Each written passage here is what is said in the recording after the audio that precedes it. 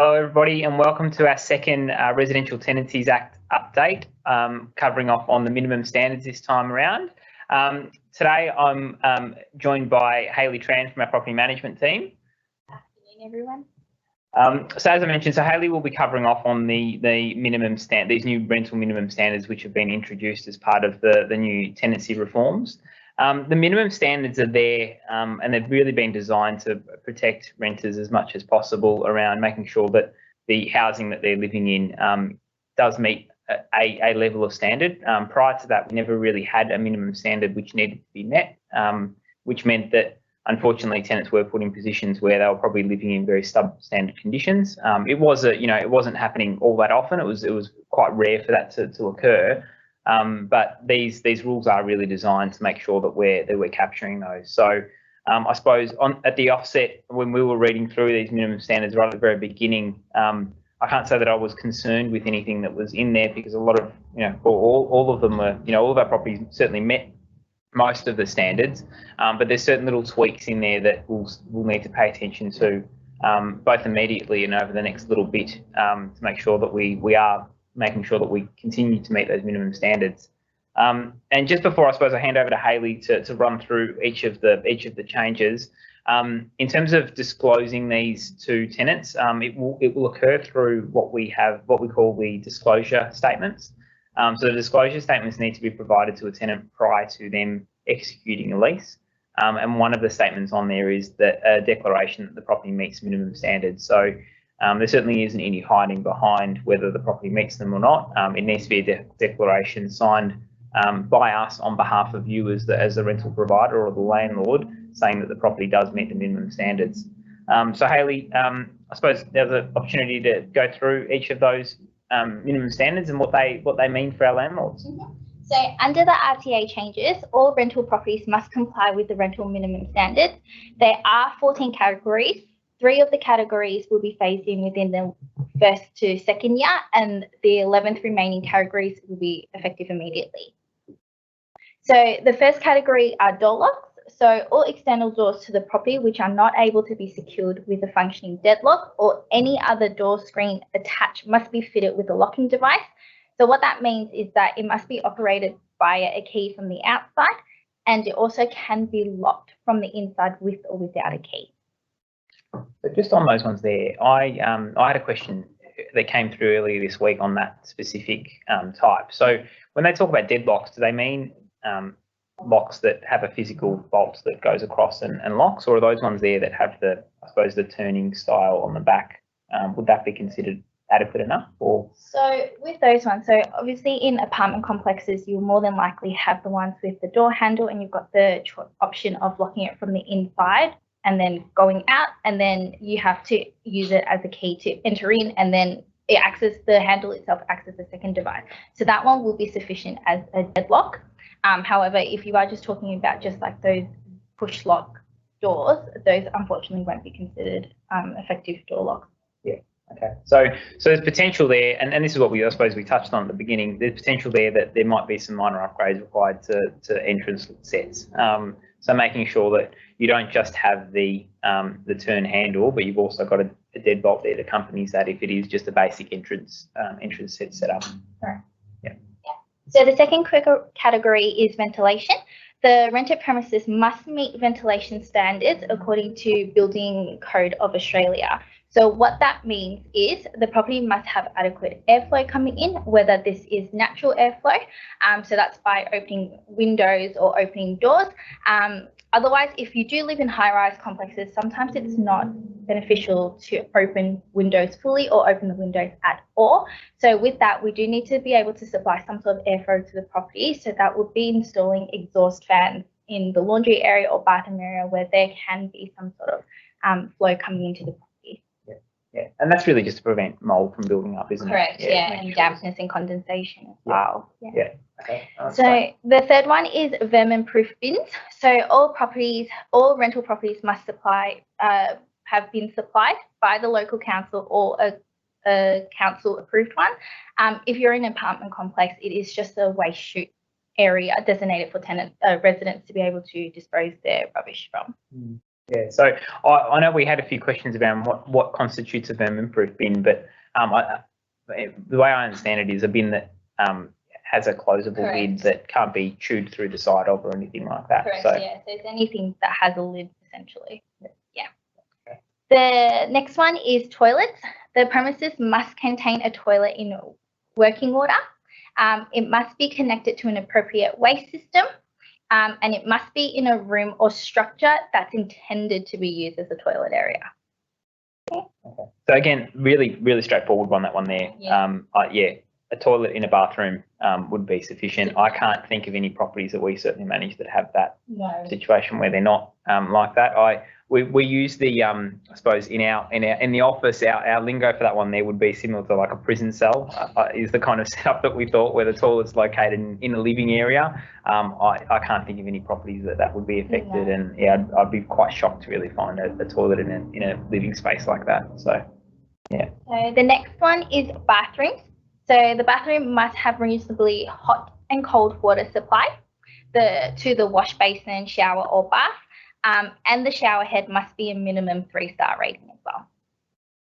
Yeah. So again, just with 3-star ratings, how what sort of shower head would that be? Because obviously, to the layperson, we wouldn't really know how to rate a shower head. What would a 3-star shower head kind of look like? Would you be able to tell? Is it anything special, or does it just look like a standard shower head?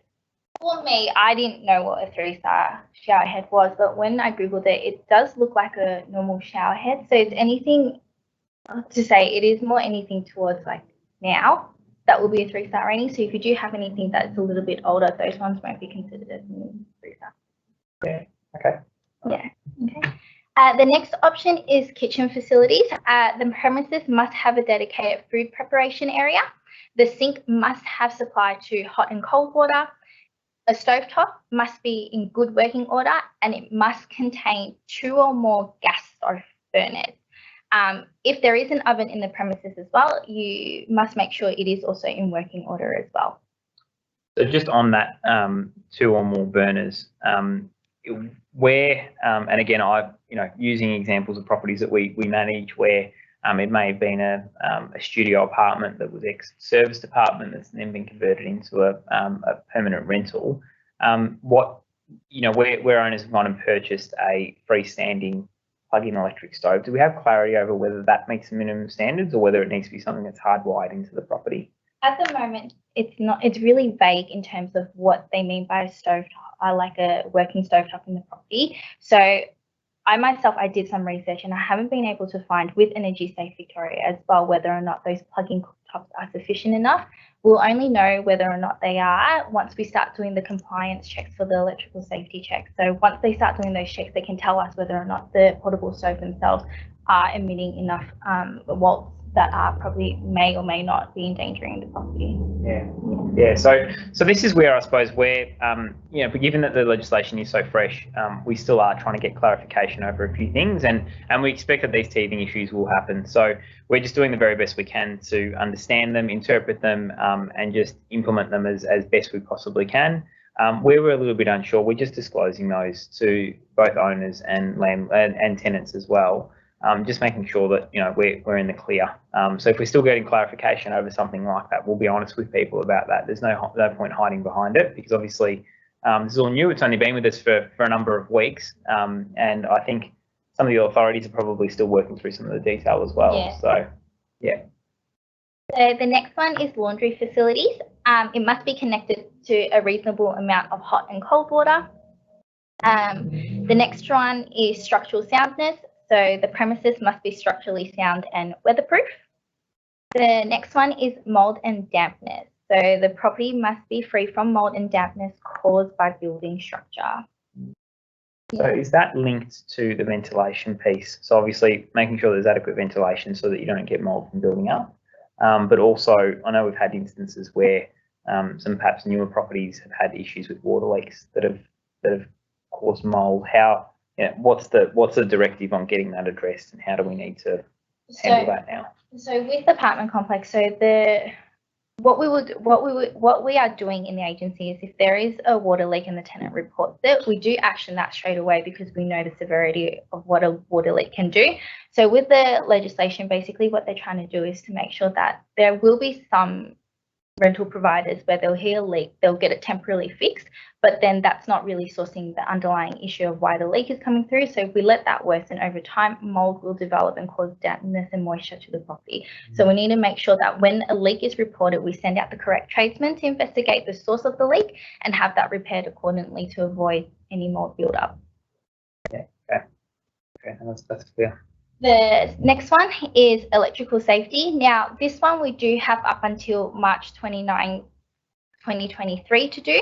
So it is the electrical safety checks to make sure that the power outlets, the light switches and the switchboards all meet the requirement energy efficient standards. So we need to make sure that if you do have an older style switchboard, that they do get upgraded with a circuit breaker or a safety switch, just for safety reasons. Yeah. So I believe they're going to get picked up. On going back to the session from last week, I believe they're actually going to get picked up as part of the electrical safety checks that are done. And whilst it won't be a requirement to get them upgraded immediately, I'd expect that there's a recommendation that comes through from the electrical safety check that there's obviously a switchboard upgrade required. Yeah, let us know. And then you do have up until 2023 to do so. Yeah, exactly. So again, your property manager will be having conversations with yourself about that. Just to make sure that you're prepared for it, because switchboard upgrades can be a fairly costly expense. And this is where it's the old ceramic switches essentially that they used to have that had the wide fuse through them, needs to be replaced with a modern safety switch, so that if someone was to essentially touch an electrical circuit, they don't inadvertently electrocute themselves. Yeah. So the next one is window coverings. So this one we have up until 2022. So all windows in the bedroom and living area must have coverings that can block light and provide privacy to the renter. Yep. So the next one is windows. Windows at the premises that can be opened must be set in an open and closed position. A lock must also be provided to secure it.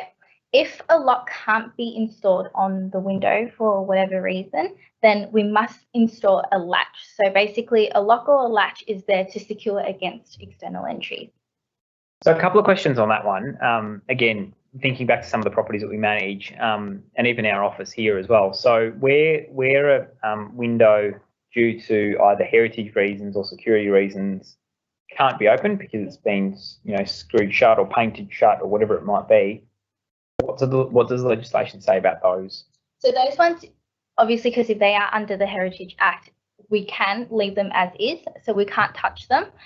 But we do have to be able to provide some sort of other alternative for the resident to get some sort of airflow or fresh air into the property as well. Yeah. And then second one is around the installation of locks and things like that. So again, if there's a body corporate that refuses for locks to be installed because they're visible from the street, or there's something preventing a landlord or a rental provider, from installing something to secure the window, what are we instructed to do in that case?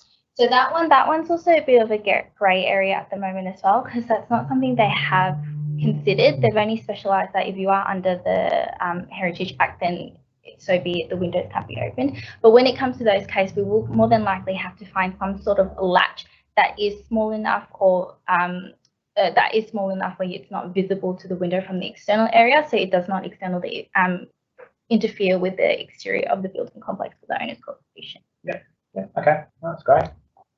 So the second last one is lighting. So the premises must have appropriate access to light, whether this is natural or artificial lighting. And I know we had I know that changed throughout the course of them drafting the legislation. I think they actually received some feedback that it wasn't always possible to get natural light into particular properties. So you can probably comment a little bit more on it, but what changed there in the wording, and how did they change it? They basically changed it to natural or artificial lighting, and then in the statement they did say it is anything that can illuminate the room that you are in. Yeah. So back then, before, I think they were trying to tell us that we must be able to provide natural light to one building, but if you are in an apartment complex with 2 bedrooms side by side, that is going to be proven to be quite difficult. So yeah, that one has changed over the course of the last few years before the legislation came out. Yeah, which is really thankful, because again, even not even just in apartments themselves, but I know there's been apartments that have had other buildings built quite close to them and has blocked all of that normal natural light that they would have otherwise got, and it then puts the rental providers in a really difficult position, because then they're stuck where they can't necessarily pick up their apartment and move it elsewhere. They're a bit limited. So it's good that they've seen reason on that one there. Yep. So the final one is heating. This one will be introduced over the course of the next 3 years. So we have up until March the 29th, 2023 to do so. So basically, if your property at the moment has a fixed heater, the heater in there currently is acceptable. However, you need to keep in mind that by March 2023, the heater will need to be upgraded to an energy efficient of a minimum 2-star rating. If your property at the moment does not have a fixed heater of some sort in the main living area, then unfortunately you will need to have a heater installed as soon as possible. So I've got a few questions on that one there. And I think it's probably the most significant one. And as we mentioned at the start, a lot of these aren't necessarily all that relevant to properties that we manage. A lot of them easily meet the minimum standards in the majority of cases, but this one here is quite specific around star ratings and heating in certain areas and the like. So firstly, heating is required in living areas only, or does it need to be provided to the whole property? No, so you only need a fixed heater in the main living room area. Yeah, so you only need there. So as long as you've got a fixed heating panel or fixed heater in the main living area, then it meets that requirement. The second one was that it needs to be by by the 29th of March just gone, it needs to be of a minimum 2-star energy rating. Is that correct? Correct. So if you currently don't have one in the rental premises yet, you will need to have a minimum of a 2-star rated one that to be installed in the main living room area. Yeah. And similar to the shower head question around the star rating, again, we're quickly becoming experts on a lot of different areas that we weren't previously. What is a 2-star rated heater? So a 2-star rated heaters are your split system, your ducted heating and cooling. A gas space heater is also one as well. So they are considered the 2-star minimum rated heating. So basically a fixed heater is a heater that is not designed or manufactured to be portable. So if it can be, then it's not energy efficient. Right. Okay. Yeah. So I suppose the very minimum you could get away with at the moment is putting one of those ones that comes with a wall bracket. Sometimes they do come with wheels, but typically they come with a wall bracket already on them, mount them to the wall. It's a plug-in electric one, and that's probably a fairly inexpensive fix for now. For now, yeah. But then obviously by 2023, so within 2 years' time, it then needs to be upgraded to something more significant than a 2-star energy rating. Is that correct? Yeah. So we are recommending to our rental providers that if your property at the moment does not have a fixed heater, maybe to consider installing maybe a split system in the main living area. One, because they are cost effective, they are energy efficient, and two, they will add value to the property as well. Yeah, and that's the thing. So we're looking at all of these things from a holistic approach, rather than just concentrating on these short-term fixes, which would potentially cost you more in the long run anyway. You need to consider, like Hayley mentioned, whether installing a split system, while there's going to be a more significant upfront cost, it could lead to higher rental yields later on. And obviously, it is more efficient for the tenant to run. Most split systems will come with heating and cooling, so all of a sudden you've added an air conditioner to the property, so it's another selling point. Could increase the lettability of the property as well. So you need to look at all of the situations, but at the same time, we're certainly not going to be forcing landlords into making decisions to invest significant money in upgrading heating and cooling when it's not necessarily always required. Yeah. And just on that as well, I suppose the last question I have around the heating, that was probably another example of one that's been changed from being previously heating and cooling, I think it was, so now just heating. Is that? Yeah, correct. Before, as the legislation was in the drafting process, it specified that the property must have heating and cooling, and then slowly down the track they changed it to just heating. Right. Right. Yeah. That's good. I think we might at this point just throw to the audience and attendees, just reminding that the Q&A is obviously open, and see if there's any questions that have come through. I'll just check if there's been anything that has come through. No, so no questions so far. So it will remain open. We'll obviously be online for a little bit longer to take your questions if there's anything, but I think it's probably a good sign. We're probably addressing everybody's questions as we're going through. So that's good. So what I suppose the next part is, what do we need to do if now a property doesn't meet the minimum standards? So obviously we've got this disclosure requirement that we need to disclose to tenants that a property does meet minimum standards, otherwise they can't enter a lease. What are we doing within the office to make sure that, one, we identify properties that aren't meeting minimum standards, and what we're doing, to get them caught up and get them ready for the market again? Yeah, so basically what we're doing is that we're using the opportunity at routine inspections and final inspections to go over and make sure that the properties are up to minimum standards. So we are picking up little things. So if we are noticing that there are little things in properties that are either needing to be repaired or needing to be addressed soon, like if there is mold that is growing a little bit in the property, we are addressing that and advising the landlord straight away to advise them that it is something that we do need to have rectified, just so that this way it avoids any issues further on in the future. Yeah.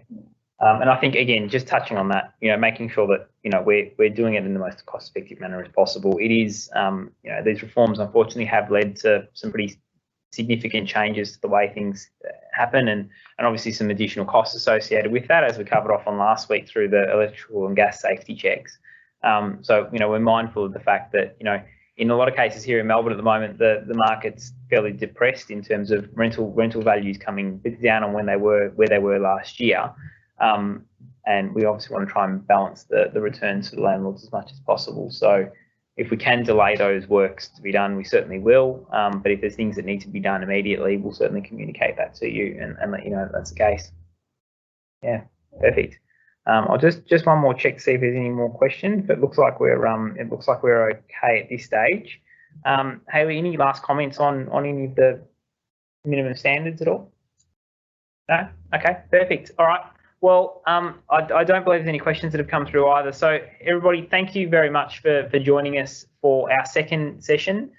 Next week, we'll be covering off on the disclosure statements. So these are the statements that we're mentioning where we're disclosing the minimum standards, or that the property meets minimum standards, amongst a range of other things. Some of our landlords may have already started receiving questionnaires from us asking some fairly detailed questions on what we need to start disclosing to tenants before they sign leases.